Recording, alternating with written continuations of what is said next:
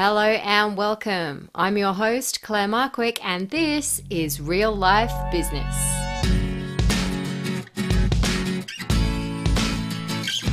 In this week's episode, I am talking to Wes Alan, self-proclaimed sexiest man alive. Wes is a professional filmmaker and the CEO of Tap Edit Go, where he teaches us mere mortals how to create marketing videos for our businesses using just our smartphones.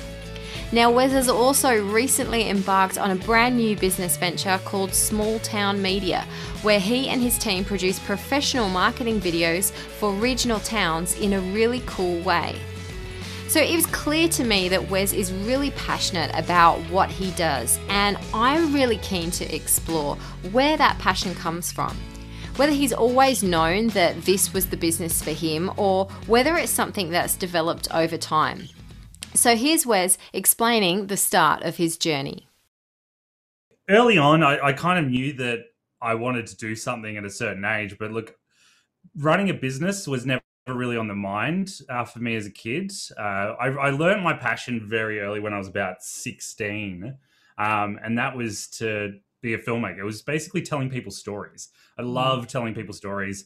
I didn't really love like acting and directing and writing movies, but I loved finding organic stories, and I hated journalism, so I knew documentary filmmaking was a bit more of a skill set for me. But running a business kind of came a little bit later. But to be honest, I picked up a lot of skills when I was a kid that I didn't even know about. My parents ran a caravan park, so we lived on site, and basically I lived inside a business for 12 years. And I would run around reception. I would see how all the staff would talk to each other and how they would talk to their guests. One of the coolest things my dad does, and I got to give him a shout out, is because I used to just want to hang out with my dad all the time. I was big. Oh, my dad's so cool. He was just as immature as I was. So I was like, yeah, cool. So I'd sit in his office and he would be having this big chairman meeting or something like that on the phone. This is when you had to have dial-in phones. There was no mobiles. And basically, he knew that I would get bored just sitting there, just waiting for him to get off the phone and start bugging me. So he decided to put the board meeting on loudspeaker so I could hear it, so I wouldn't get bored. So I learned the business talk when I was a little kid, just because listening to all these meetings. So that skill set came way later in life. It kind of helped me be able to sell myself really well and know at least how to talk the talk, because that's a hard curve to learn for any business owner. Oh, But hell yeah. yeah, it's a pain in the ass as anyone that's done a business is try to sell yourself and try to act confident and try to figure out the line of corporate but casual that now everybody wants. They don't want the corporate level because you look like a wanker. So yeah, it's. I think that's a really good point, and it's something that I know myself. Being a service-based business, I think if we've got a product or a physical store or something that we can it is almost hide behind, this is the thing I'm selling, or this is the place that I sell my stuff at.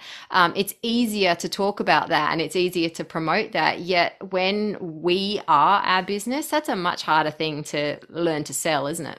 Oh, yeah. And when you start off, usually your business is your passion, and that's basically you, really. So, and a lot of people are very unconfident. Unless you've been a sales rep or a salesman in any way, shape, or form, it is hard to learn the sales talk, because you're basically going, especially in Australia, we don't have that ego boost of going, I'm awesome. So to be able to go, yeah, now I'm awesome and I want to tell you why I am. It's a hard drive for everybody, but it's even hard for people to figure out what their passion is to be able to sell it as well.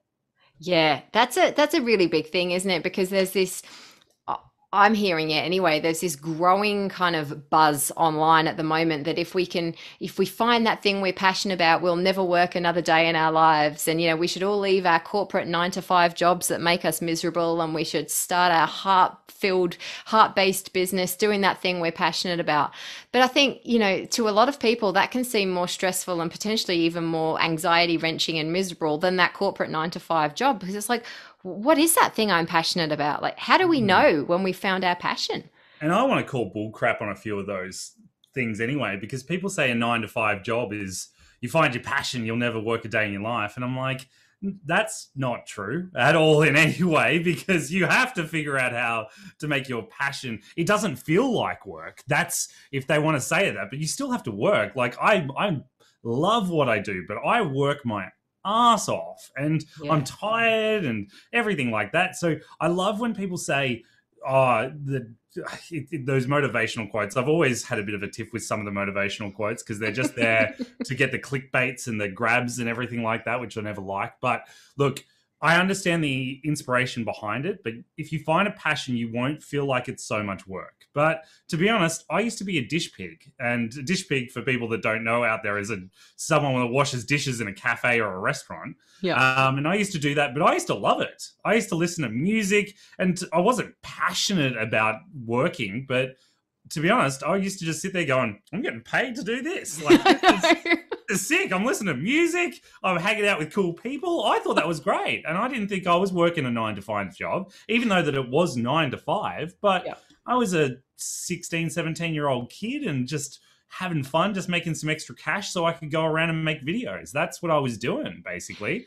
I think what you've just said there is really interesting, and I want to pick up on it because I think you've hit on something there that we lose. In as much as you said when you're this 16-year-old kid, you didn't care what you were doing. You were there, you were having fun, you were listening to music, you were surrounded by good people, you were earning money to then go and do what you loved to do.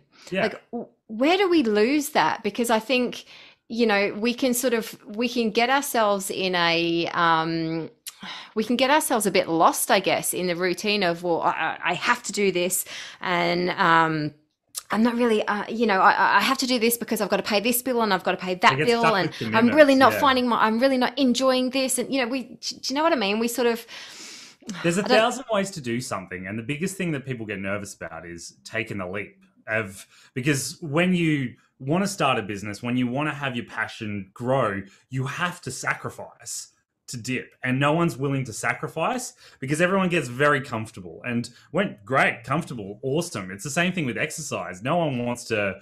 If you've been exercising all your life, it's easy. It's just a casual routine. It actually doesn't take much, and you get this great iron pump from it. And I'm not a big workout person either, but I know that when you start working out, because I've started working out a lot and never kept going with it, it sucks. It hurts. It's painful. You're not actually getting any of the drive. The next morning you're waking up and you're like, why did I do that yesterday? Like, why am I doing this to myself? But if you push through all that and you keep doing it all day in and day out, and you push through all the pain, it actually shows amazing results in the end of it. And you're like, wow. But it's the people that try it once, they go, nope, didn't work. Nope, I didn't make my $1 million in a week, so I'm out. That's basically it. So look, when you find your passion and you go, I actually want to take the leap because I don't like my job. And to be honest, if you don't like your job, that doesn't mean starting your own business might be for you. It might be go find another job. If you don't like working for people, I usually find that's a better thing going into working for yourself. But doing that is a huge leap and a huge sacrifice that a lot of people don't understand. I'm like, people come up to me all the time because I've been running my own business since I was 20.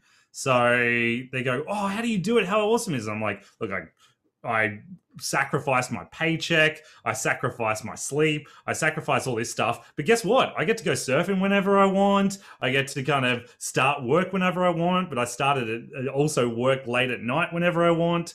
I get my freedom back, which is what I missed when I was working a 9 to 5 inverted quotes job. That the surf would be pumping and I wasn't able to go because I have to go to work. But now, like right after this podcast, the surf's actually kind of good, so I'm gonna go and jump in the water. Love it. I think that is me working. I think that is a really cool thing, isn't it? Like you have, when you're running your own business, you do have the ability to set your own agenda. It's something that both my husband and I talk about a lot. We'll sort of, and it's very easy to take it for granted as well. Like it's like, okay, it's a work day. The kids are at school. I've got to get work done. But we were saying just the other day, like, we really don't. Like, if we want to go take the kayaks out on the river for a few hours, like, we can do that. And we can catch up on the bookwork or whatever it was we're going to do later. And if that means we do it once the kids have gone to bed, then so be it. We can do that. And that's just a really cool sort of place to be, isn't it? It is. And to be honest, it was a big thing that I loved about my parents all the time. Like, they were workaholics, but because we lived at the place that they worked, we got to hang out with them all the time while they were working, which, to be honest, not many people get. Like, that was a huge luxury that me and my family got, was just to be able to hang out with our folks. Plus, I lived on a caravan park with trampolines next to the beach. So my parents were just like, go outside. You've got so much more activities than any other kid does. Go have some fun. And there'd be all the other kids there as well. Because I know, exactly, like, we say that too. Friends. We say that to our boys, go outside. And they're like, oh, but there's no one to play with. There's nothing to do. I'm like, well, go find some kids to play with. Exactly. Go find your next door neighbors. Just go around. But to be honest, I had a cycle of kids coming through that I could just... And to be honest, I learned all my networking skills and working out people skills from that as well, which was cool. But anyway, it's another story. But yeah, it was just... It was a huge level, and the big benefit for that was that my dad always committed. There was two things that my parents said, because they knew that they were going to work pretty much 7 days a week. That my dad would have to take half a day off on a Sunday and half a day, and he would always do something with us, just the boys, because mum was usually taking care of us in the afternoon, but dad was always working. So he was like, Sundays is boys' time. And the one thing, because they worked school holidays, Christmas was our big thing, because Boxing Day starts the following. That's when school holidays goes crazy, because everyone stays home on Christmas and then goes on holidays Boxing Day. So we didn't see my parents for about a month. Usually we'd see them around on the caravan park, but they would just know that there was heaps of kids, we'd be safe in a caravan park, and that's about it.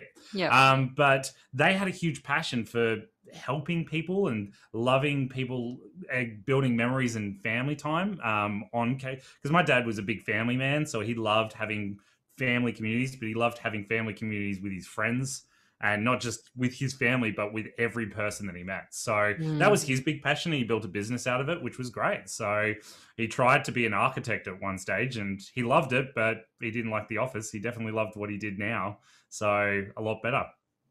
I think something that we spoke about earlier is that when you can blend passion with purpose, then you've really got the winning formula. So, like you were just saying then about your dad having that passion for just for helping people. And if you can sort of find the purpose in your life. So if your purpose is, you're wanting to sort of do things and be the example for your kids, or, like when you can blend them together, I think you've really got that winning formula, haven't you? Like, what would you say your purpose in life is? Yeah, my purpose in life, as I said before, was my purpose in life is to help people tell their stories, which I found out young, which was awesome. Picked up a camera when I was a kid. So being a filmmaker just came naturally to me. Loved telling stories, but I also loved, my big thing was, I didn't love just capturing the stories. It was actually presenting it to other people. And as much as you want to call it egotistical or anything, or narcissistic, I don't think that's probably the right word, but I loved people watching my videos going, that was a great video. And if they said that was a bad video, that would just be like, oh, well, I've done something wrong. Like, it's not a good story. It just hasn't hit with anybody. And that's how I got my fuel for what I would do next and try to keep making it, which, look, I worked in the big film industry, and I kind of got out of that because I realized I wasn't getting my drive for it, because I'd be working on a lot of crap films and they just wouldn't go anywhere. And I'd just like, people like, what did you work on? I'd be embarrassed to tell them, but it wasn't my fault, because I was just one of the people inside the crew. I wasn't any of the head departments. So it's just, I was just like, okay, I want to go run my own business and then have more your control. Own shots. And YouTube was starting up, and video was becoming a huge demand at that time. So it made sense to do it. It just kind of fell naturally to me. So that was awesome. But look, I found it was trying to make money out of the purpose, and passion was the hardest thing. So you find your passion is just whatever you like to do. Your passion could be dogs if you like, but your purpose, is it cleaning dogs, or is it actually rescuing dogs? Is it killing dogs? I probably shouldn't say that, but what's your, like, there's different areas of what that purpose for what your passion actually is. So your passion my passion is storytelling. But I don't want to be a novelist. I don't want to be an artist. I was just about to say, you're not going to go out and write a book, or... No, I can't write. I'm very dyslexic, so I can't write for my life. I've got other people to do that for me. That's why I went into video. But like, there's so many different ways to help people tell their stories, and my purpose was filmmaking and documentary filmmaking. That's what I found worked for me because I liked that purpose. So they're two very distinct things, and you've got to kind of work that way. But then there's the third stage, which a lot of business owners struggle with, because we usually find how we could do things, but how to make money from it is the next huge step. And I wasn't making money for a long time. My first business I started was called Forever Films, and I thought it was an amazing idea. I was like, this is going to be the greatest thing. Everybody's going to want this. It was capturing grandparents' stories. So I would, because I love capturing documentaries, and I knew old people had the best stories. Yes. They've always lived the most, and they would always be through wars or immigration or something crazy had happened to them every single time. So I'd sell it to their kids or their grandkids, and I'd say, hey, do you want to capture your grandparents' story after they pass away? You'll be able to pass it to your kids, to your grandkids, and so on and so forth. The memory will live forever. And they're like, that's an amazing idea. And then when I was like, here's the price, and they're like, I'm not paying that on my grandparent. And I was like, really? And like, for us to do our job, we couldn't do it we were doing it for about $2,000.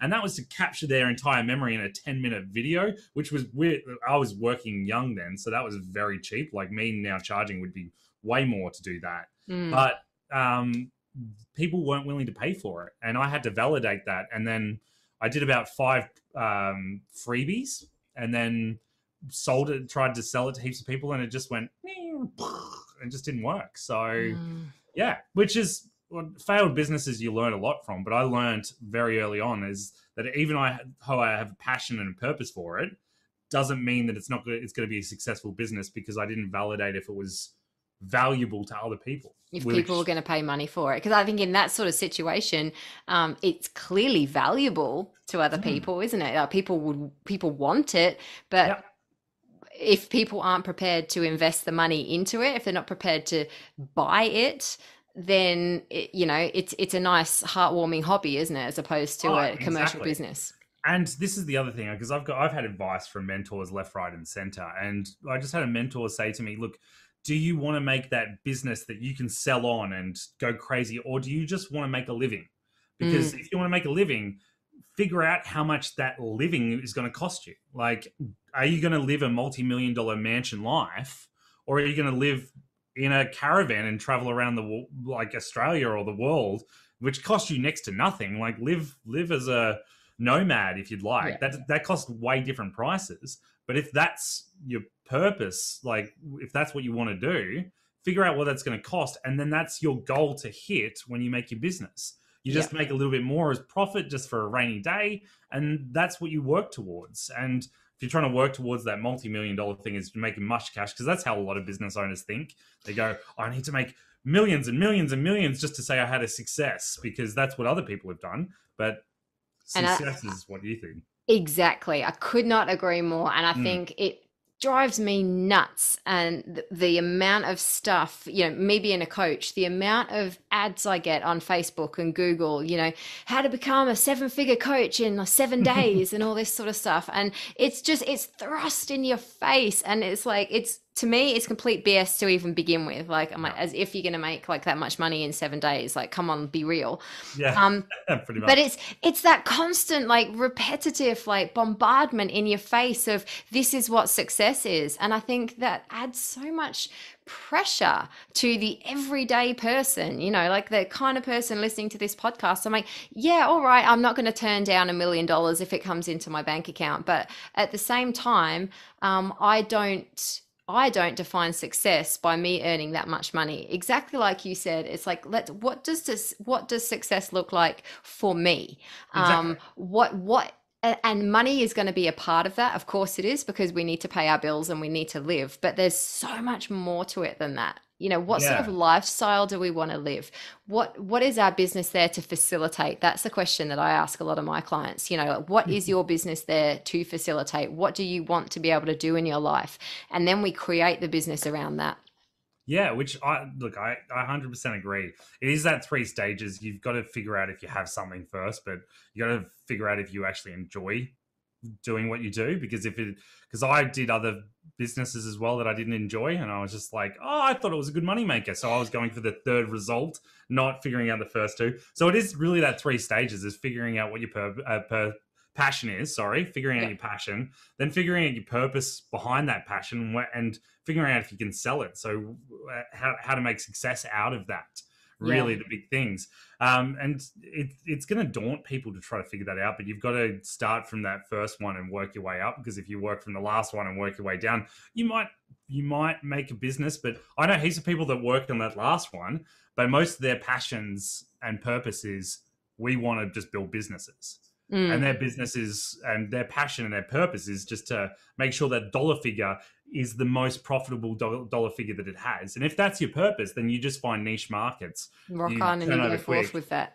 Boom. But if you don't like that, that's where if you're going to just try to make niche businesses, you're going to hate it, because you're not driven on results. You're driven on, because I'm not driven on results. I'm driven on storytelling. I like when I see people making their own stories now, because that's what we do. We teach people how to make their own videos on their smartphone. And I love just seeing people, they're obviously not making the most professional videos, the most cinematic things in the world. But me being able to go, I taught them how to just at least talk on camera properly and at least build a structure of a story and then put some great visuals to it.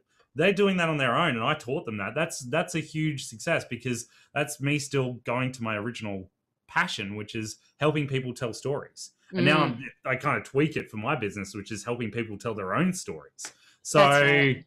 yeah, that's a huge love and passion. But unless you figure out that model for yourself, yeah.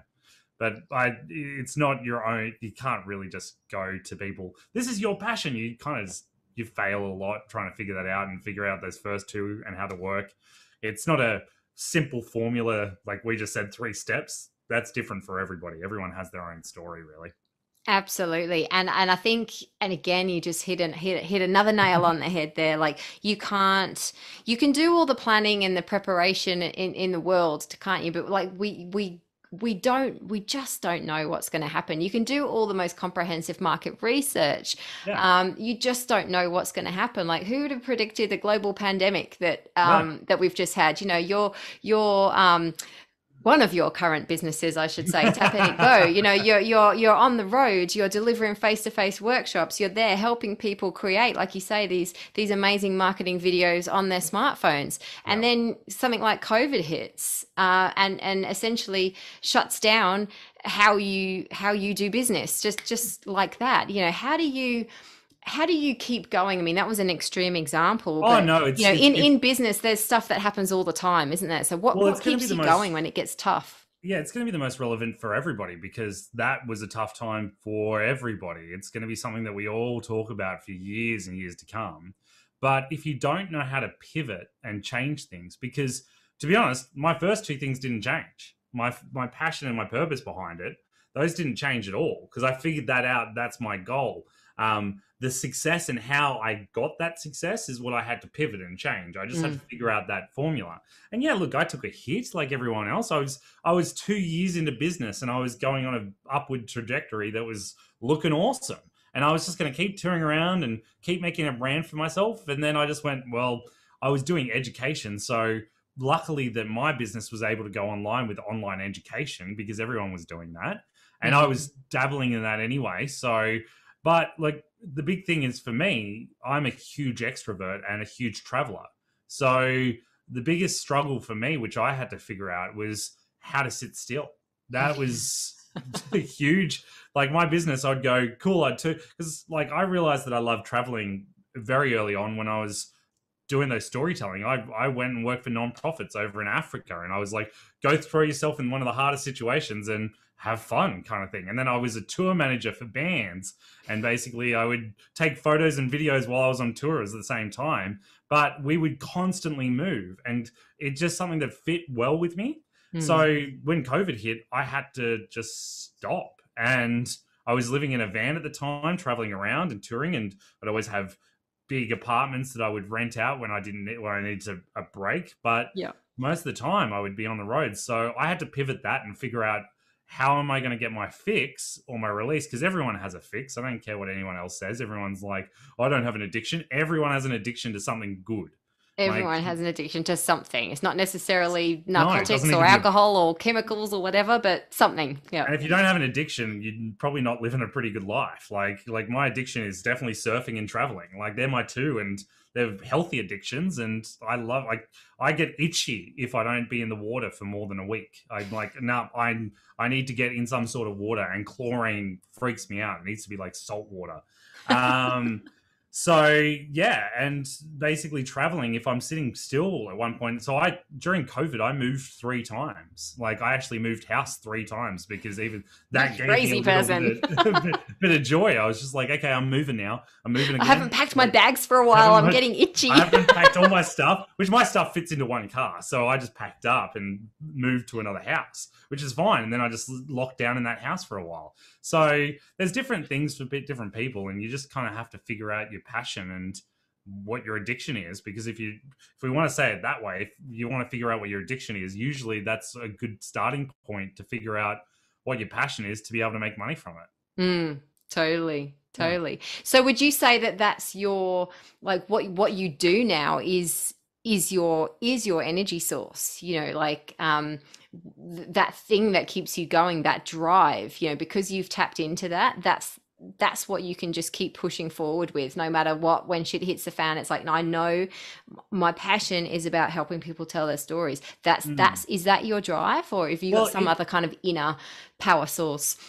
I've got a bunch of different little drives. Like I've got a kind of, and you can put little circles around it. There's heaps of people that do diagrams for your personality and all that kind of crap.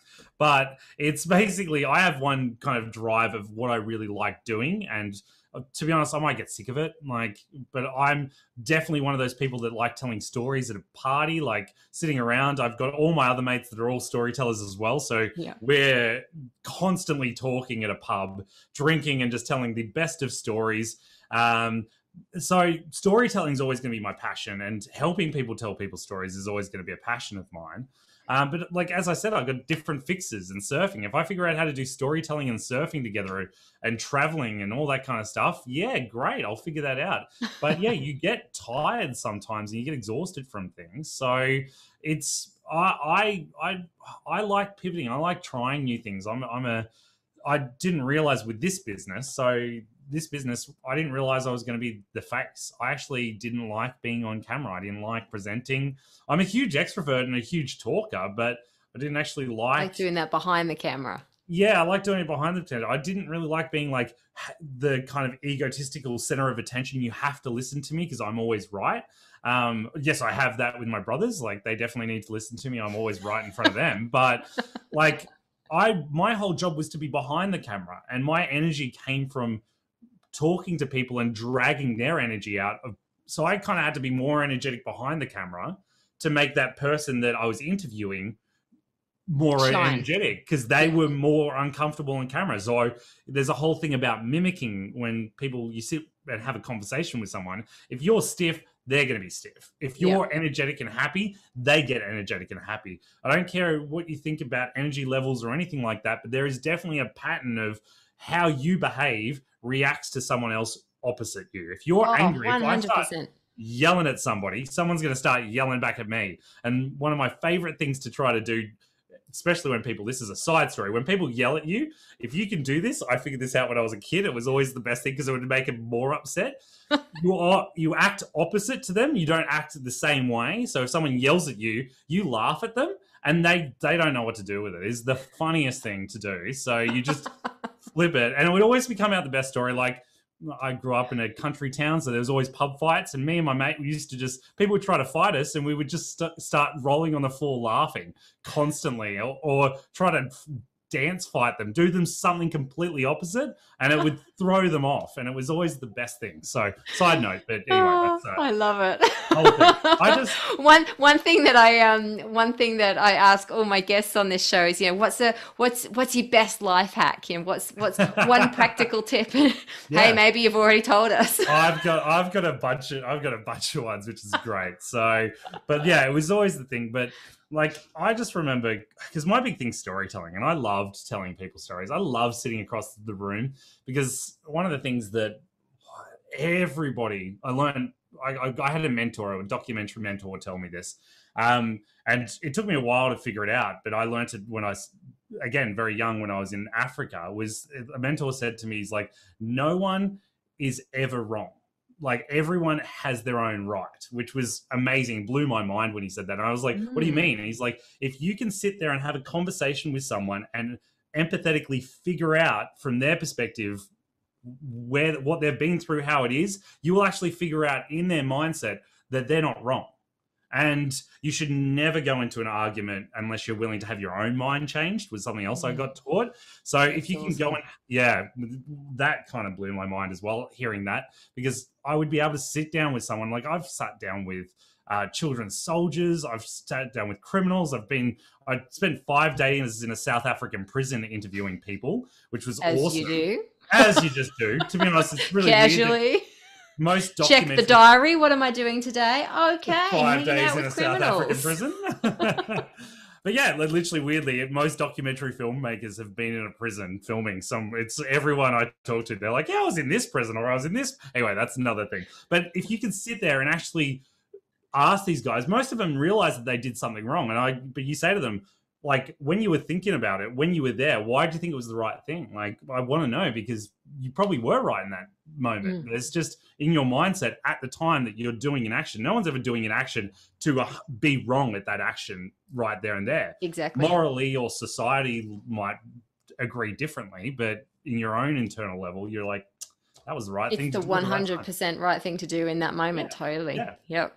Exactly. Yep. So I learned that with filmmaking, and that's always helped me with selling as well, and helped me with passions of working people out, because if you can figure out what they want and what their right thing is, you can usually navigate that to be able to help them. And I don't say sell to them or pitch them, because every business owner shouldn't just be there to try to make money out of them. That's when you're kind of selling dodgy things or scamming people. Yeah, but if you're there to come help across them, as the pushy, greasy salesperson. Yeah, but literally, people will pay whatever you want if you're going to help them. If they've got a problem that they need a solution for, they'll almost pay anything. They'll just go, "Yep, this is I need this. This is solving every single problem that I have right now. I'll pay whatever you need." And that's, people have wellness education and stuff like that, which helps a lot of people, and people spend a lot of money in that. You can talk about anything, any product, even, I'm not going on that rant, but even religion helps so many people, and people do pay to put their $5 or whatever it is in, and you can pay whatever if it's helping you, people, it's sellable, basically. Exactly. I think kind of just sort of coming full circle and wrapping up a few things you've said, like when you find, if we can find that thing that we're really passionate about, if we can then find a purpose within that kind of that becomes our drive, that becomes our energy source, that thing that's just going to keep us going, keep us on track, and we can find a problem to solve that people will pay money to have solved, then essentially that's, as easy as it is, the winning formula, isn't it? But as we all know, both you and I know, and everybody listening to this who runs a business, like, it's not always easy like that. Stuff always happens, but if we've got that core thing to hold on to, if we know what we're doing it for, then it just helps weather that storm, doesn't it? Yeah, and I would say that with anything. Like, there's nothing that you get that's 100% satisfactory all the time. Like, there's always a downside to it. Like I like snowboarding as well. I hate sitting on a chairlift, but I know that's what I have to do to get to the top of the mountain to go down and snowboard. If I could cut that out, great. I would have 100% success. But no one gets anything without a little bit of work or a little bit of pain. But work towards that addiction of something that's actually rewarding to you. So love it. Yeah, that's what I would say with that. If you can find just that little bit of joy, how much work is it going to take you, and are you willing to actually do that work to get that joy as well? Yeah, yes, that's pretty much what it is. They say that the most successful people in the world hold themselves accountable to high standards and have sort of routines and rituals that they do. What are some of your like non-negotiables? What are some of the things that you've just learned over the years of, you said, sort of failed businesses and starting something and then realizing it's not for you? What are some of the sort of standards that you now set for yourself? Oh, non-negotiables. I'm trying to think. I've definitely got a few personal non-negotiables. I don't hang out with dickheads. That's basically one of my biggest ones. I'm not sure if I could say that on this podcast, but I definitely don't hang out with those kind of people. There is some logic behind that, isn't there? Because if we hang out with the wrong kind of people, those that judge us, those that bring us down, those that sort of throw in all that self-doubt, like that's not serving us, is it? Like, No, hang out with cool people. Don't hang out with dickheads. There we go. Life hack number 2. Yeah, exactly. Life hack number 2. But it was just something like I learned out with some of my friends that like some of them were just draining me, and it was just, and people like, you can't hurt people's feelings. And I grew up with 3 brothers, so I learned very early on just to say, nah, get stuffed. I don't care what you think. Like, literally, I don't have time in my life to worry about your kind of emotions if I don't disagree with it. I'm not going to change like my core values, which my core values was going out and having fun. And if one of my friends was like, no, I want to sit here, or if you like, I had a girlfriend once that basically just wanted me to sit on the couch all the time, and my whole thing was, no, I need to go out and do something, meet people. And she was a huge introvert, and it didn't, like, I know that people need time to charge up, but I couldn't do it every single day. And she just wanted to spend quality time with me, which was her love language, which is another whole thing, but I knew that was her thing. The whole conversation. Another whole conversation. Some people will know about it, but that was her thing. She wanted to spend time with me, but my time was to go out and be with other people and do stuff, have adventures, and do, instead of sitting on the couch and watching TV. That was not my purpose on that. So that was a non-negotiable for me. People that, like, not saying we didn't like each other, but it wasn't a fit. The puzzle, I'd never try to make things fit if they just don't work. If you just go, look, logically, this is not working. I understand there's emotion, there's all this involved, but my non-negotiable is, this is what I want in life. I know very clearly what I want. I want to fit people around me that want the same thing, or at least it works the same way. Most people don't do that with relationships either. They don't work out what their life goal is, how many kids they want, how many things they need, how much they want to travel. And I know things get in the road in life, but if you don't have the same values on that and the same puzzle piece, it's going to blow up in your face. Totally. Yeah.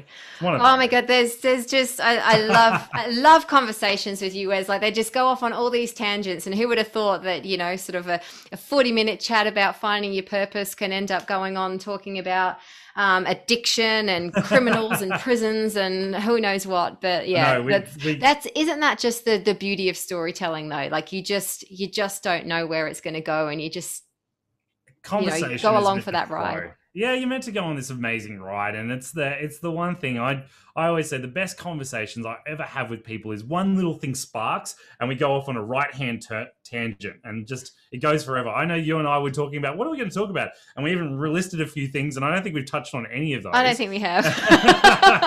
But basically, yeah, I used to love conversation. Like, people have probably done this before, where they've stayed up chatting all night with somebody, and they didn't even know how that happened. They were like, what did we even talk about? It's just because storytelling goes, oh, let's connect that one last bit you said to another whole story that I have, and another whole story, or let's ask a question that will throw a curveball and go on a great random tangent. I love having conversations with strangers. It's the best, because you work out who they are very quickly by asking some random questions. Totally. Oh, love it. Now, if anybody wants to find out more about what you do, get in touch, just have a chat and have some more storytelling time, how can people find you? Look, my business is called Tap, Edit, Go. And yeah, we teach people how to shoot and edit on their phones. Basically, you're making amazing marketing videos with just the device you have in your pocket. And people can find us. Most of our training can be online. We do a lot of physical stuff. We do private workshops, everything like that. But most of the stuff is just through tapeditgo.com. We do international stuff as well. So if any international the world's people your oyster when it's online. Yeah, exactly, which we can do. But I've spoken even before COVID. I was in America doing conference talks and stuff, which was just before COVID as well, which was another... We won't go into that story, but that was a very nerve-wracking thing. Anyway, got back in time. Yeah, and they can find us on our website, and really just reach out to us, because we're friendly and we're happy to talk and figure out what you need. Yeah, we'd like to hear your story, and then we'll figure out what you need from there. Awesome. Awesome. Thank you so much. It has been an absolute pleasure as always. And I Oh, I trust loved it, that Claire. everyone listening has got their one little bit of gold out of this conversation. Thanks, Claire. Oh, what a fabulous conversation. What were some of your key takeaways? I guess for me, there were three main ones. Firstly, the fact that working our passion doesn't mean that we don't work. You know, we probably work even harder and sacrifice more than if we otherwise would, but perhaps the difference is it doesn't feel like work. I think the second thing out of that I found really, really important, and it's something that I talk to all my clients about right at the outset, is being really, really clear what success looks like for us. You know, what lifestyle is our business here to facilitate? You know, are we striving for that 7-figure business, or are we striving for something just to give us enough money for, you know, a bit of play money and holiday money, for example? You know, what does success look like? I think that's a really, really key thing to hone in on, and then we can use that as our goal or our fuel to keep making sure we're pushing forward in the same direction. And I think that the third thing that really stood out for me in that episode is how being clear on our why really helps give our business resilience. You know, Wes was saying he's had 4 failed businesses along his journey. But what he's always stuck true to is his why. And when we know why we're in business, then we can always pivot on the how. And that helps us weather the storms and the troubled times. So I think there was some awesome advice in there, as well as some great little life hacks. Did you pick them up too? I particularly loved everyone has their own right. I mean, how cool is that? Everyone has their own right. So even though we might not necessarily agree, you know, when we can learn to accept that to that person, to their reality, what they're saying or what they're thinking is right, then wow, that opens up so much. And I also loved the non-negotiable of paying attention to people that really lift us up, you know, making sure we've got the people around us that lift us up and support us. You know, there's no need to waste time with people that drag us down and drain our energy. So there's some really, really awesome advice there. And thanks again to Wes for an amazing conversation. As we mentioned, all of Wes's contact details will be in the show notes to this episode. So if you're keen to chat with him or find out any more about what he does with Tap, Edit, Go or Small Town Media, then you'll be able to check out the links in the show notes to this episode. Alrighty then, that is it from me for this week. What now, I hear you cry? Well, now there are 3 things that you guys can do for me. Number 1 is jump on over to Instagram or Facebook if you are curious to continue the conversation after the show. I'll leave the links to those communities in the show notes to this episode. Number 2, if you haven't already, please hit that subscribe button on the podcast app of your choice, because that will mean that you never miss a new episode when it drops. So that is something that would be truly awesome for you to do, please. And third and finally, if you are listening to this show on Apple Podcasts, a 5-star review will really, really help support me and this show and enable the awareness of this show to increase and for us to gain momentum. So if you are an Apple Podcast listener, please jump on now and leave a 5-star review of the show. I would really, really appreciate it. All right, I will sign off now and we'll be back in your ears really, really soon with another episode of Real Life Business. Till next time.